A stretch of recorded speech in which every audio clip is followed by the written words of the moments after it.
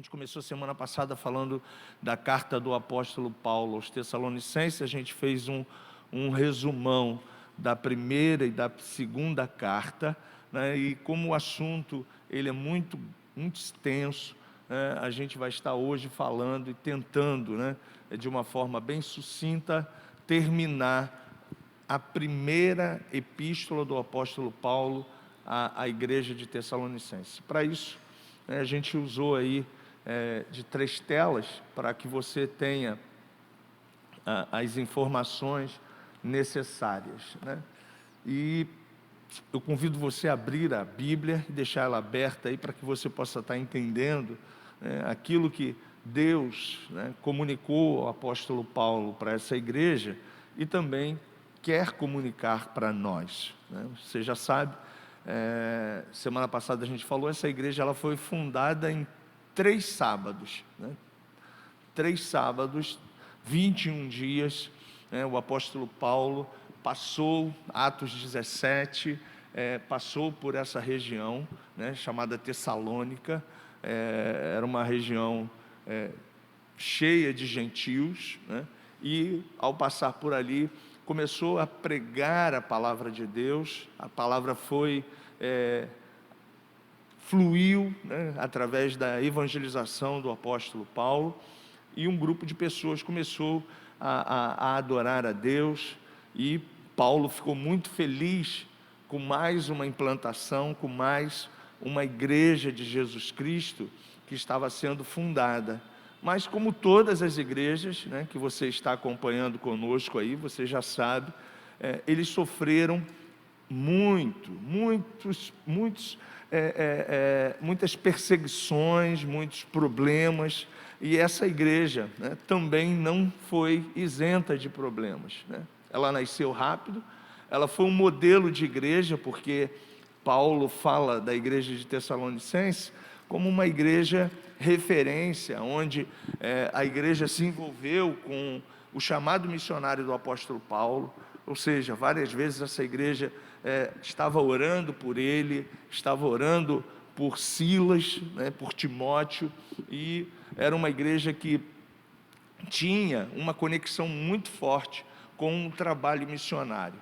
E é importante a gente, como igreja, também saber que se nós hoje recebemos Jesus como Senhor e Salvador, nós somos frutos de missionários. A Nova Vida é fruto de um missionário. Bispo Roberto Macalister, né, que depois ficou no Brasil, ele veio fazer cruzada evangelística no Brasil. Então ele era um missionário canadense, né? Quem não conhece, a gente vai tentar resumir um pouquinho a história para você. E ele veio ao Brasil, né, fazer uma cruzada, né? O que é uma cruzada? Um missionário vem de fora e ele prega tipo 1 semana, 2 semanas, né? E através daquela pregação pessoas vão aceitando Jesus, e ele fez isso de uma forma assim bem abrangente, e as coisas foram fluindo. E logo em seguida, né, Deus colocou no coração do bispo Roberto a sua permanência no Brasil. Ele não falava o nosso idioma, né, lutou com todos os esforços, e quem tinha o prazer de escutá-lo no café espiritual da Rádio Relógio Federal, lembra que ele ainda tinha muito sotaque, né, de canadense, e falava bem carregado o nosso idioma, mas aprendeu de uma forma assim muito exaustiva, com muito empenho, com muita dedicação ao português, para poder se comunicar com a gente. E através de uma revelação que Deus deu e deixou no seu coração, ele permaneceu no Brasil e fundou a Igreja de Nova Vida, né? Então essa igreja é fruto de missões. Para que você entenda, então, como é importante a gente cumprir aquilo que está registrado pelo Senhor Jesus no livro de Marcos, né, no capítulo 16, ide por todo o mundo, pregai o evangelho a toda criatura, quem crer e for batizado será salvo, quem não crer, né, a sua decisão já está definindo o seu destino. Mas cabe a nós, como igreja, sermos essas testemunhas vivas do que é a graça de Deus, do que é a nova aliança, do que é o Evangelho, né? O Evangelho a boa notícia. E que notícia é essa que você e eu temos?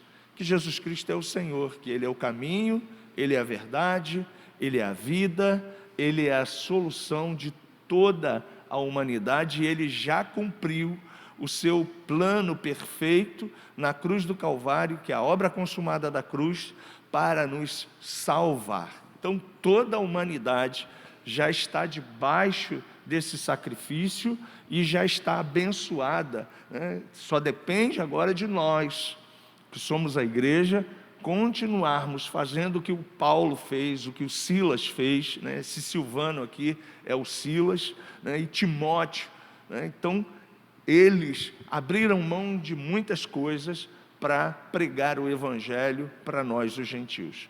Então essa igreja, ela era uma igreja que comprou a ideia de missões, patrocinava o apóstolo Paulo, ajudava o apóstolo Paulo e Timóteo também no seu envolvimento ministerial. Era uma igreja que tinha paixão, que tinha amor, que tinha Cristo como centro. E a gente não pode abrir mão como igreja de Jesus Cristo.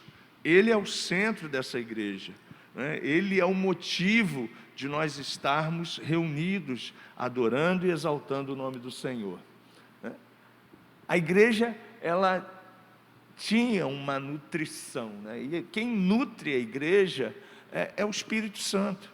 Por isso que é tão importante, a gente pregar o Evangelho, as pessoas aceitarem Jesus, porque no momento que a pessoa aceita Jesus, o Espírito Santo faz nela casa, morada. Você já sabe disso, está lá em 1 de Coríntios capítulo 3, 1 de Coríntios capítulo 6, E você já sabe que a partir desse momento, a pessoa se torna nova criatura, 2 de Coríntios 5,17, uma nova criatura. As coisas velhas são passadas, eis que tudo se faz novo.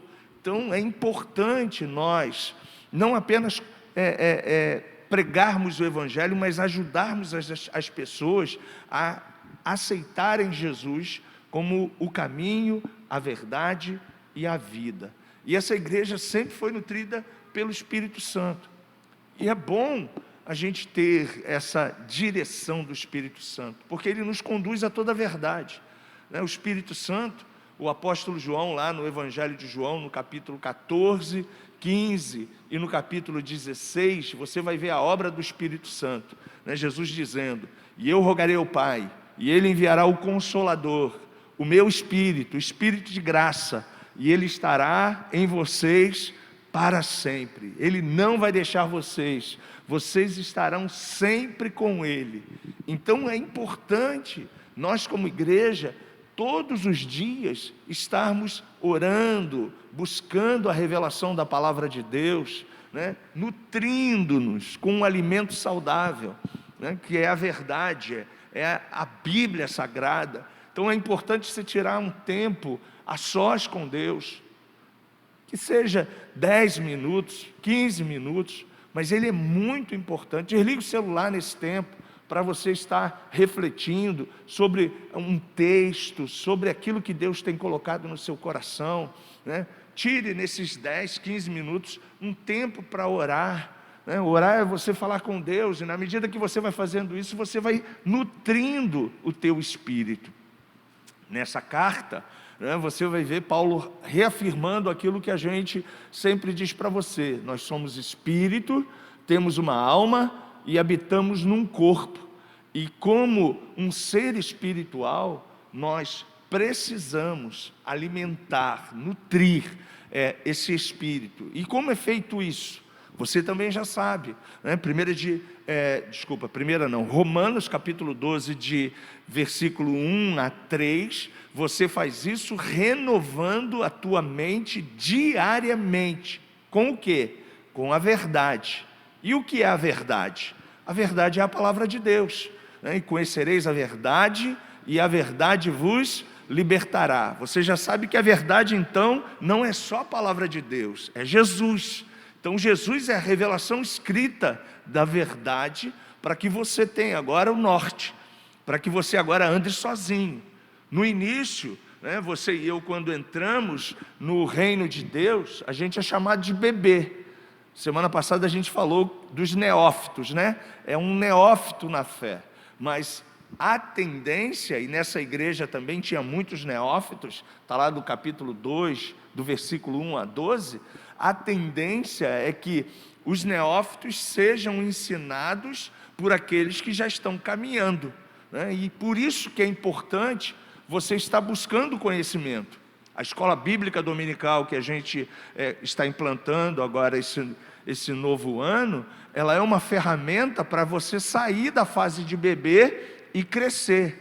Então é importante você que não conseguiu fazer a sua inscrição, eu louvo a Deus, né, que todas as inscrições já estão preenchidas, né, sinal de que a igreja está querendo crescer mais e mais na graça e no conhecimento, mas que você, que também faz parte da escola de liderança, né, você possa também se matricular nos próximos semestres, né, cada módulo aí vai durar um semestre, não vai passar disso, para você estar recebendo o conhecimento e a revelação da palavra de Deus, e possa estar sendo uma pessoa nutrida, porque, gente, essa turma, né, você pode observar os anônimos de Tessalônica, eles foram nutridos pelas cartas que o apóstolo Paulo estava escrevendo.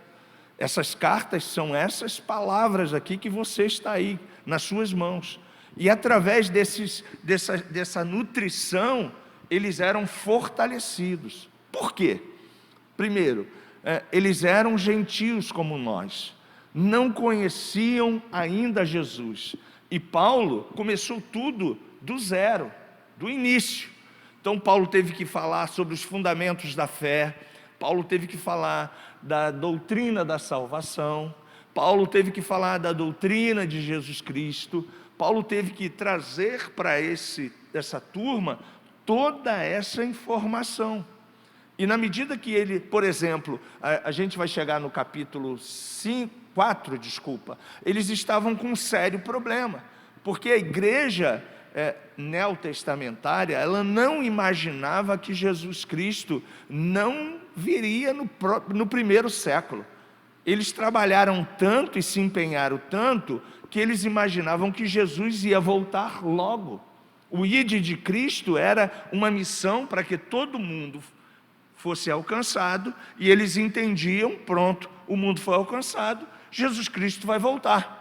Não foi uma promessa deixada em Atos dos Apóstolos, capítulo 1, a partir do versículo 8? Mas recebereis poder ao descer sobre vós o Espírito Santo, e sereis minhas testemunhas, tanto em Jerusalém, como em Samaria, Judéia e até os confins da terra. E aí, de repente, Jesus, depois de dar toda essa instrução, está lá em Atos capítulo 1, né, você sabe muito bem disso, Jesus é elevado aos céus, aparece 2 anjos e manda, né, um recado para a turma, né? Não fiquem olhando para o céu, vão para Jerusalém, vão os 120 agora buscar o Espírito Santo, porque da mesma forma que esse Jesus está sendo elevado e está desaparecendo da visão de vocês, ele vai voltar para buscar a sua igreja. E essa é a grande promessa que a gente está firmado, gente. A volta de Jesus é uma promessa para nós. A Santa Ceia está linkada a essa promessa. Por isso que é importante você ter essa convicção, você ter essa certeza em fé que Jesus vai voltar. E a gente precisa pregar o evangelho completo.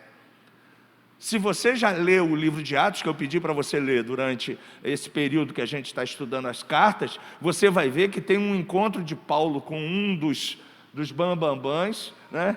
E um deles, no momento que Paulo começa a explicar, desde o momento da obra consumada da cruz até a volta do Senhor Jesus, o cara, no momento que Paulo começa a falar de escatologia, ele fala assim para Paulo, né? Peraí, calma aí, porque agora tu está me assustando, né?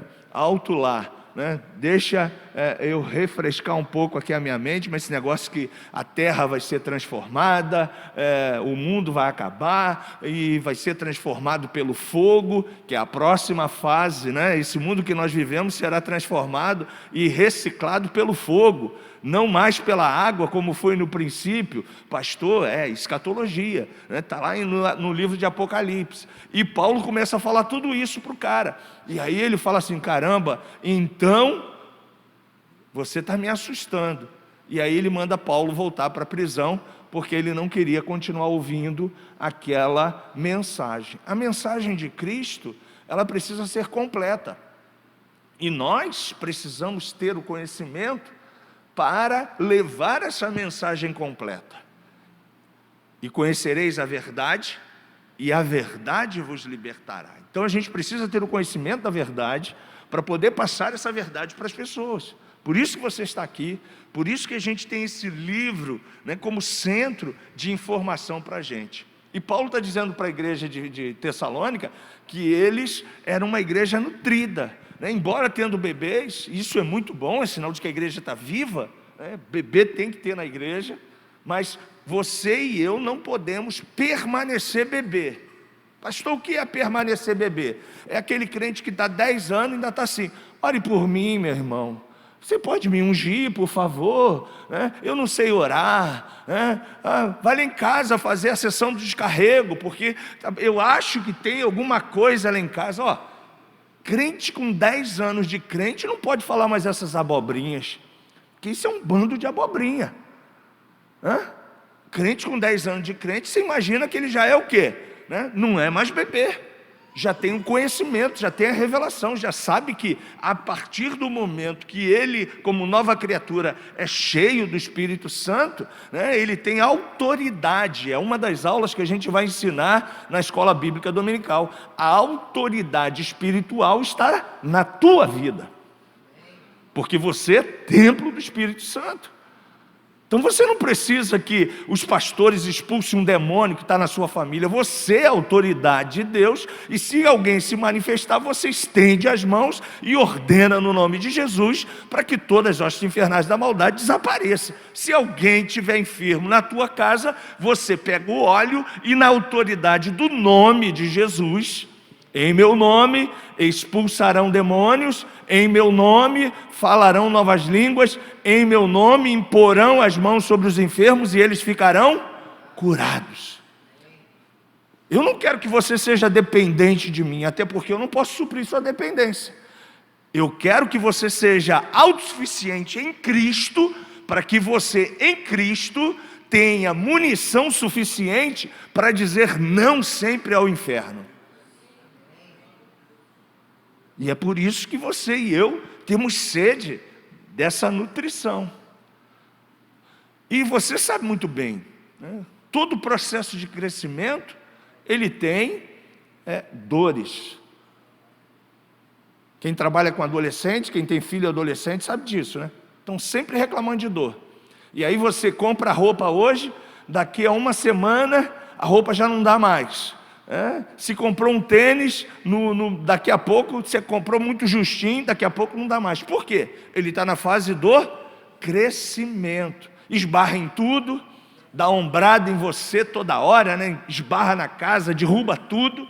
Não brigue com seu filho, não. Depois que eu tive filhos adolescentes, eu fui entender. Eles não têm dimensão do espaço físico deles, porque na cabeça deles eles estão mudando toda hora. E eles não têm essa dimensão. E a gente precisa ter paciência. Mas eles sofrem com essas dores. E na vida espiritual não é diferente, gente. E quais são as dores que você e eu passamos? São as lutas da vida. É a falta de grana. São os conflitos em família. No mundo tereis aflições, mas tem de bom ânimo. Como eu venci o mundo, vocês também vencerão. Portanto, luta não é para me abater, pelo contrário, luta é para me fortalecer e me forjar, a me tornar um crente mais consistente. E essa igreja, quando você for ver, as dores do crescimento era que eles eram perseguidos, perdiam, aceitava Jesus, perdia o emprego.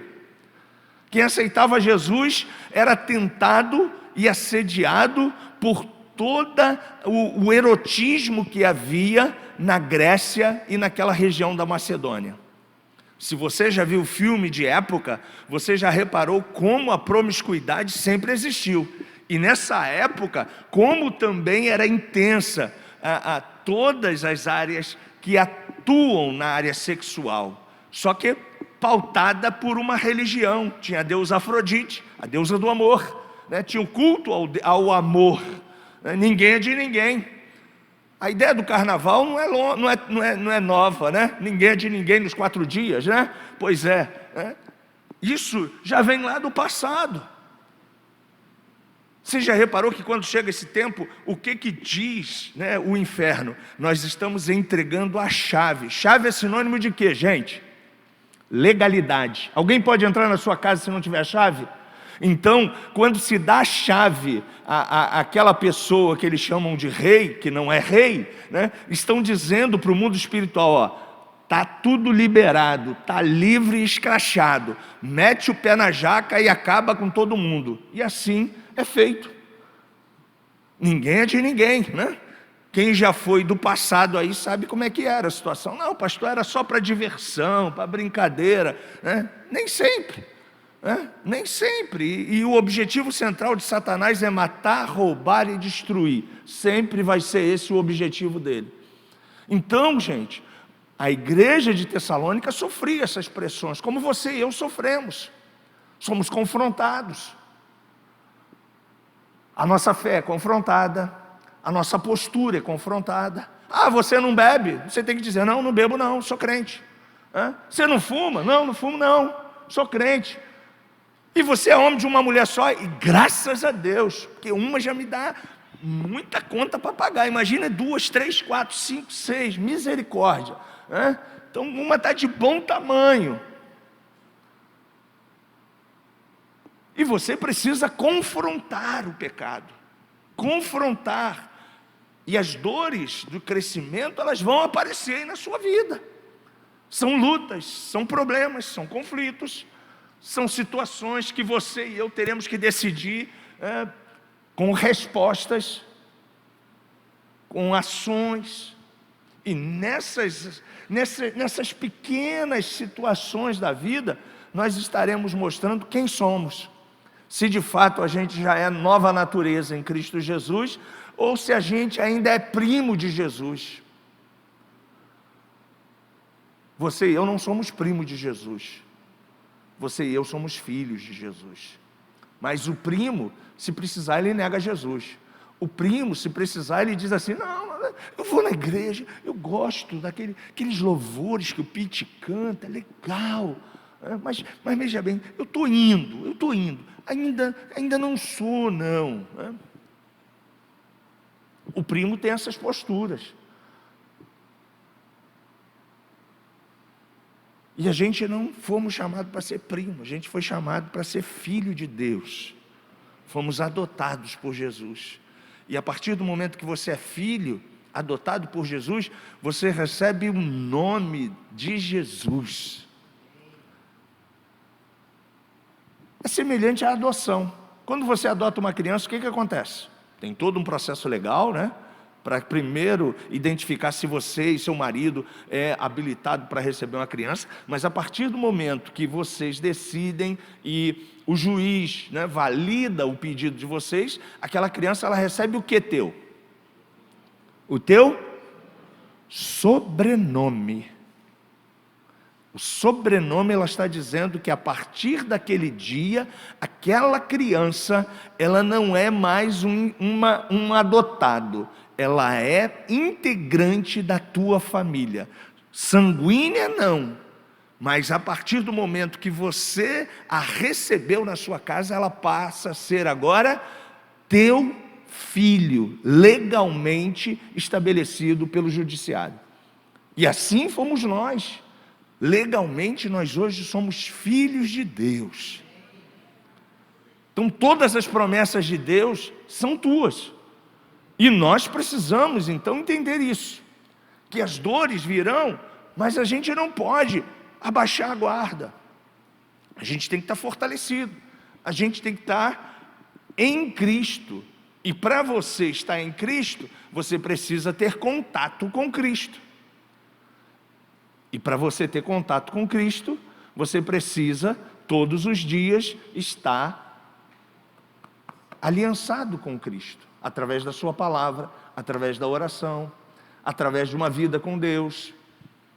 E a última tela a gente fala sobre isso, né?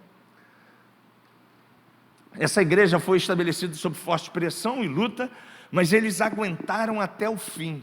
E gente, lembre-se, a salvação, a obra consumada da cruz, ela foi perfeita, você já sabe disso. Dentro da doutrina da salvação nós temos a justificação, a santificação e a glorificação. A justificação, a obra consumada foi plena e perfeita. Jesus quitou toda a nossa dívida na cruz do Calvário, e a partir daquele momento, todo o pecado foi lançado sobre ele. Então todos quanto aceitam Jesus como Senhor e Salvador, a Bíblia diz, através da antiga aliança, que os meus pecados e os teus pecados foram lançados no mar do esquecimento. Na nova aliança você se tornou então, diz o apóstolo Paulo, natureza de Deus, o Espírito Santo, o Espírito de Deus habita em você, você agora é criação de Deus, recriado pelo Espírito Santo. Nós falamos sobre o poder do sangue domingo passado. Então o sangue do Cordeiro está sobre você. Você foi redimido, você recebeu a redenção. E tudo isso fala de resgate, né? Jesus foi o nosso substituto. Mas a partir desse momento, você e eu estamos agora num processo de santificação. E esse processo de santificação a gente sempre fala, e indicamos para vocês o livro Qualificados de Tony Cook, porque é justamente o processo aonde você e eu vamos estar respondendo a Deus. Se eu sou nova criatura, a natureza de Deus está em mim, os atributos de Deus estão em mim através do Espírito Santo, diariamente eu vou responder com as minhas ações, com o meu comportamento, com o meu sentido, com tudo que diz respeito ao meu corpo, à minha mente. Porque eu sou controlado não mais pela velha natureza. Você e eu somos controlados pela nova natureza. O Espírito de Deus habita em nós, e nós, como estudamos já Gálatas, no capítulo 5, diz que agora você e eu andamos em Espírito. E para andar em Espírito, você já foi recriado por Deus.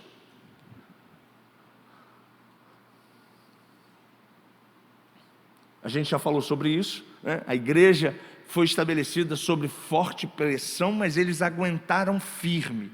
Então, querido, para você desfrutar das promessas da nova aliança, você precisa aguentar firme até o fim. Você pode falar isso comigo? Eu preciso aguentar firme até o fim. Nada. A gente canta uma canção agora que Pete tem cantado sempre aí com o pessoal, né? Nada vai me parar, nada vai me parar. Vou avançando e prosperando no Senhor. De fé em fé eu vou, de glória em glória eu vou avançando, vou prosperando no Senhor. Então a caminhada cristã, ela é progressiva e não retroativa. Você não retrocede. E a Bíblia diz que aqueles que retrocedem não têm aliança com Cristo, porque nós somos chamados para avançar, para andar para frente, olhando para Jesus, o autor e o consumador da nossa fé. E as lutas, os conflitos, os problemas, o sistema mundial que a gente conhece, cheio de corrupção, cheio de operações do inferno, tentando destruir a criação de Deus, que é você, que sou eu, que são as pessoas que estão aí nesse mundo, a gente precisa então aguentar firme e mostrar para essas pessoas que há uma solução. E a solução não está na política, a solução não está no governador, não está no presidente, a solução está em Jesus. A gente até ora para que haja paz na nossa nação. A gente até ora e faz jejum e oração para que os políticos que assumam as funções governamentais possam agir com sabedoria, dirigidos pelo Espírito Santo, como foi o servo José lá no Egito. Mas acima disso tudo, a nossa esperança não está em homens, a nossa esperança é Jesus. Ele é a nossa esperança. Por isso que nós precisamos estar nele. Se você estava comigo aqui quando a gente estudou a carta aos Efésios, a gente começou a falar das bênçãos que são liberadas para quem está nele. Então a gente indicou para você o primeiro capítulo, o segundo capítulo, o terceiro capítulo, e tudo que você tivesse como observação nele, por ele, em Cristo, você sublinhasse lá na sua Bíblia e você colocasse na primeira pessoa do singular, nas suas orações, você se reportasse para todas aquelas passagens em Cristo, por Cristo, nele, por ele, que estão no primeiro, no segundo e no terceiro capítulo de Efésios. E a partir daí, você vai tomando e entendendo a sua nova natureza, você vai absorvendo tudo que você é nele. Então, Paulo já tinha ensinado essa igreja sobre essa identidade, essa postura que nós precisamos ter como filhos de Deus. Porque quando a gente conhece a verdade, a gente não é enrolado. A verdade liberta, a verdade não escraviza. Então, se o evangelho em algum lugar está escravizando pessoas, esse evangelho está adulterado. Ele não é puro. Porque o evangelho veio para libertar e não oprimir. Como a igreja deve andar então? Você vai ler em casa, do capítulo 4 em diante. Em santidade. Lembre-se, a gente falou que a obra da salvação, ela foi consumada. E na salvação, é uma doutrina bíblica que você e eu precisamos conhecer. A gente tem a justificação, que é a obra plena e consumada por Jesus, a santificação, que a gente chama muito de responder a Deus, que aí eu indiquei para você o livro de Tony Cook, Qualificados, e a glorificação. Pastor, o que isso quer dizer? É simples, eu vou te explicar. Se nós temos a natureza de Cristo, nascemos de novo, não mais vivo eu, mas Cristo vive em mim, e as obras que agora eu pratico para glorificar a Cristo.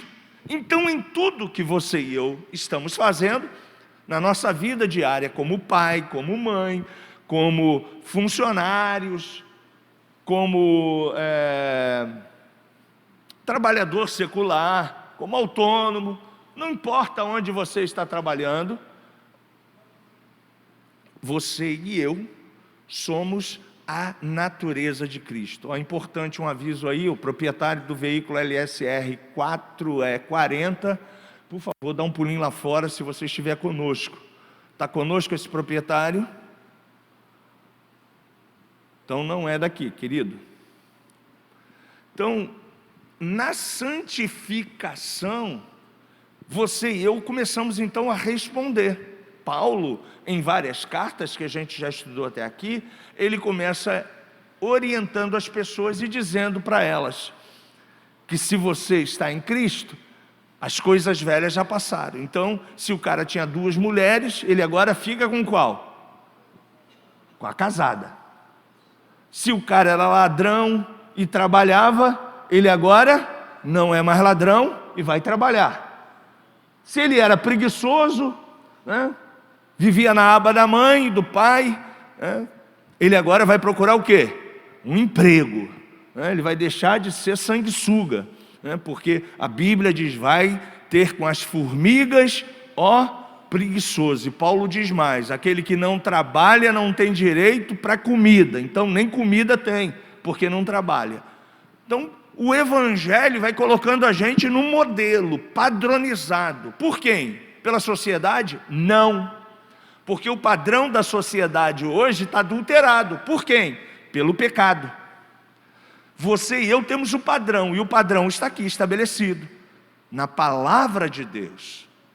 Então aqui diz como você deve ser pai, e a gente já estudou isso em Efésios, em Colossenses. Aqui vai dizer como você deve ser mulher, mãe, como você deve ser solteira em Cristo, tanto menina quanto menino, como você deve se comportar como trabalhador, como você deve se comportar como patrão, se você é patrão, como você tem que tratar seus empregados. A Bíblia está aqui, com todas as características para você viver em santidade. Isso é viver em santidade? Claro que sim, de uma forma justa, fiel ao estabelecido pela palavra de Deus.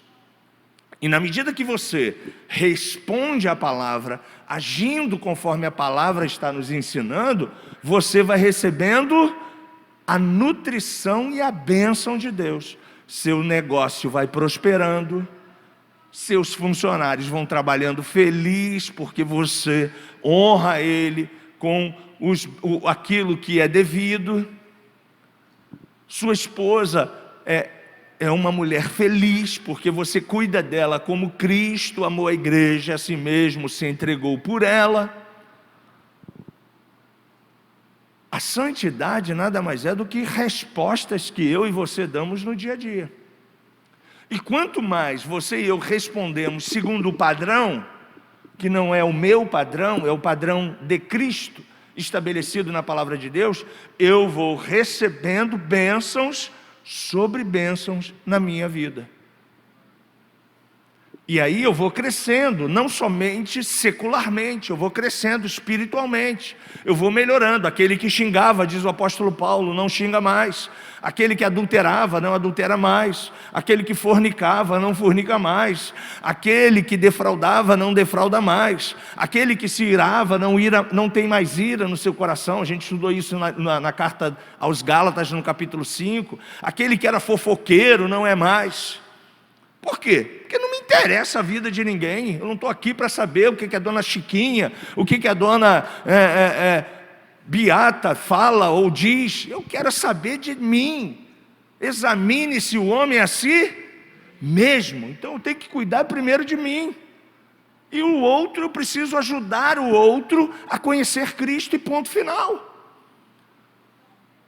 E as obras da carne não estão mais elencadas na minha vida.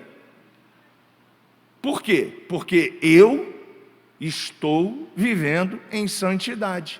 E o que é ser santo, pastor? É simples, ser separado. Quando a coisa está ficando feia, o que você faz? Pelo menos eu na minha família faço assim, está começando a ficar feia as coisas, o clima está começando a ficar péssimo, eu falo assim, gente, tem que ir embora, valeu, tchau, fui. Quero nem saber o que vai rolar. Eu estou tirando meu time de campo.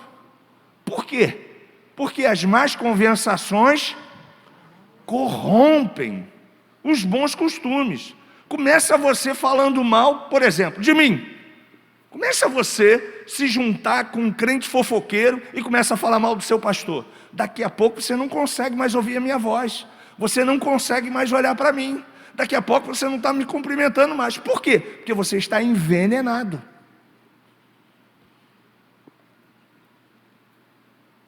Fofoca faz isso. Envenenamento na vida das pessoas. Então a gente precisa resistir ao diabo, e ele fugirá de vós. E quando a gente resiste, a gente está em santidade. Quando a gente resiste, a gente está agradando ao nosso Pai. Por quê? Porque a palavra do crente é sim, sim, não, não. O que passa disso vem do capeta. Então, se você deve a alguém, tenha a palavra, vou te pagar tal dia. Chegou tal dia, não tinha dinheiro, meu irmão, vou ser franco para você, estava tudo certinho. Hoje o dinheiro não apareceu. Mas fique tranquilo, não sou caloteiro, não sou crente safado, não sou crente pilantra, honro os meus compromissos, vou te pagar. Porque crente tem que ser cabra de palavra. E ponto final. Mas o cara não gosta mais de mim. O problema é dele. Mas a minha palavra eu estou empenhando. A sua palavra, o pessoal mais antigo aqui lembra disso, né? Meu pai diz que ele pegava a palavra, às vezes era o fio do cabelo lá do vovô, do bisavô, e ia na roça lá, numa tenda lá onde comprava feijão, arroz, e falava assim, bota aí no caderno que vovô disse, papai disse, para você me dar 1 quilo de charque, 1 quilo de arroz, 1 quilo disso, que no dia tal ele vem pagar. Eu não peguei isso, né? Mas meu pai contava umas histórias lá de roça, né? E eu acredito, né? E ele falava, cara, a palavra da gente na roça tinha crédito. A sua palavra precisa ter crédito. Sim, sim, não, não. Ponto final. O que passa disso já não tem mais acordo com o Evangelho. E aí você vai estar agradando o Pai. Você vai estar aliançado com o Pai. E aliançado com o Pai, você como filho vai estar debaixo da proteção do Pai. De todas as promessas que estão aqui, que dizem os estudiosos, são mais de 8.000 promessas. Caramba, hein? Tem promessa pra caramba, hein? 8.000 promessas está aqui registrado, segundo, né, os teólogos aí que pararam para estudar cada promessa, tem 8.000 disponível para a gente. E aí você vai estar em harmonia, andando junto, tendo acordo com Deus, recebendo dele toda a plenitude da graça. E falta a última coisa importantíssima, né? Nesse capítulo, nesse primeiro capítulo aqui, desculpa, nessa primeira carta. Capítulo não, carta. A turma aqui vivia muito pouco. Doenças, guerras, reinos se degladiando. A média de vida era 40 a 50 anos, não passava disso. Quem chegava a 50 estava bem pra caramba. Então a maioria das pessoas, na média, morria com 30 anos. Só que os crentes começaram a morrer. E aí Jesus veio? Não veio até hoje. E aí os crentes começaram a ficar preocupados. O que vai acontecer com um crente que morreu? E aí tem o tema central de Tessalonicenses, da primeira carta, que é o capítulo 4, a partir do versículo 13, é onde Paulo traz todo o esclarecimento para nós dessa promessa, que aqueles que morrem em Cristo, eles estão dormindo. Nós temos uma esperança, né? O Jesus que morreu por nós, 1 Coríntios capítulo 15, declara que ele é a primícia daqueles que estão dormindo. Ele ressuscitou primeiro. E como ele ressuscitou primeiro, 1 João diz que nós teremos um corpo semelhante ao dele, em glória. E aí o apóstolo Paulo define a situação. Capítulo 4, versículo 13, para a gente fechar, eu quero ler esse texto com vocês. 1 Tessalonicenses. Não queremos, porém, irmãos, que sejais ignorantes com respeito aos que dormem. Então o crente não morre, o crente está dormindo. Ok? Os que morreram em Cristo estão dormindo. E aí ele continua dizendo, para não vos entristecerdes como os demais que não têm esperança.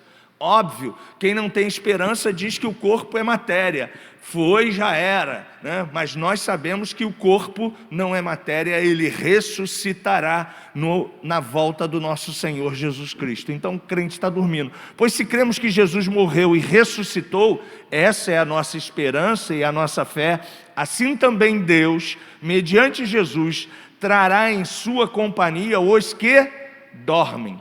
todos os crentes, desde o século V, né, para cá, desde o século V a.C., que receberam o Evangelho de Jesus Cristo, estão dormindo.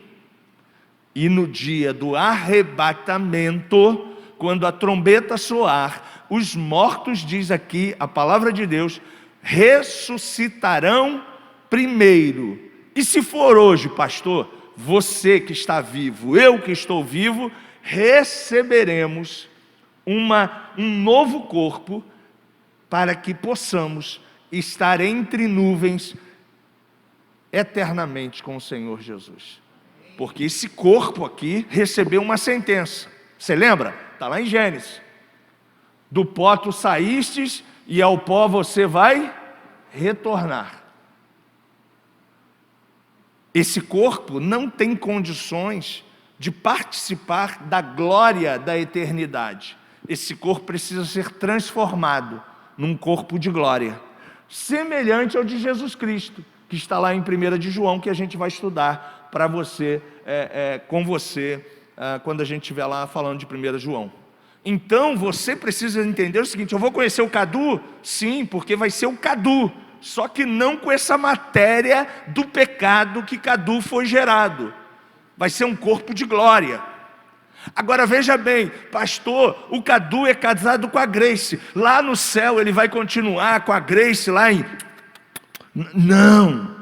Na Bíblia diz que esse chamego, essa coisa de pele, de prazer, de necessidade, é para você curtir e arrebentar aqui na terra, com a sua mulher. Só com ela. E com seu marido, mulher. No céu, não se casa nem se dão em casamento. Seremos semelhantes aos anjos, com um corpo de glória, com uma missão e uma função. Qual é a função? Glorificar o Rei dos Reis, o Senhor dos Senhores. Então você que é casado, aproveita, né? Enquanto está aqui na terra, porque o corpo de glória não tem casamento, não tem, né, nada dessa conexão humana. Esse é o ponto central da nossa carta de 1 Tessalonicenses capítulo 4. E uma promessa, porque você e eu já temos reservado a eternidade em santificação e seremos em glorificação transformados num abrir e num fechar de olhos. Então, toda essa promessa é tua. O que você precisa fazer? Você já sabe. Permanecer até o fim. Então é contigo. Mata a bola no peito. Não abaixe a cabeça para as lutas. Não abaixe a cabeça para os problemas. Não fique aborrecido com pessoas. Pessoas vão nos trair. Pessoas vão às vezes nos machucar. Pessoas vão às vezes fazer coisas que a gente nem imaginava. Mas entenda que o caminho para você chegar até o fim é o perdão. Fica aí uma dica. Alguém te machucou? Abra a mão, perdoe. Caminhe mais uma milha. E quantas vezes eu vou ter que perdoar, pastor? Pô, Jesus mandou Pedro 70 vezes 7, né? Para dizer para ele que não tem limite. Então, meu irmão, para você entrar no céu, é fundamental você ter um coração limpo e liberado, para que nada te bloqueie diante do Rei dos Reis e do Senhor dos Senhores. Semana que vem a gente vai falar do dia do Senhor, que é outra coisa pancadona que a gente vai fazer com Cristo, já com o corpo glorificado, quando a igreja retornará a essa terra. Pastor, que barato é esse? Pois é, para tu ver, ó, quanta coisa a gente vai fazer com Cristo, né?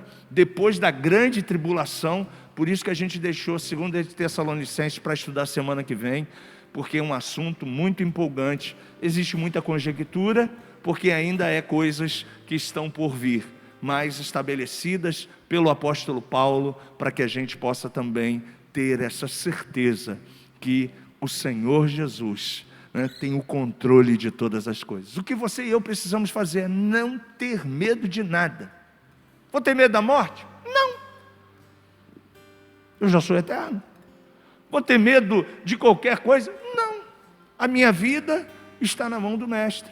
Então o que eu preciso é estar aliançado com o Mestre. O resto, dinheiro, problema, dificuldades, estresse, uma doencinha aqui, uma gripe acolá, coronavírus que apareceu agora, né? É a nova vibe do momento. Você não tem que se preocupar com nada. A tua vida está nas mãos do Senhor Jesus. E vamos trazer os brasileiros que estão lá na China, eles precisam voltar para a sua pátria.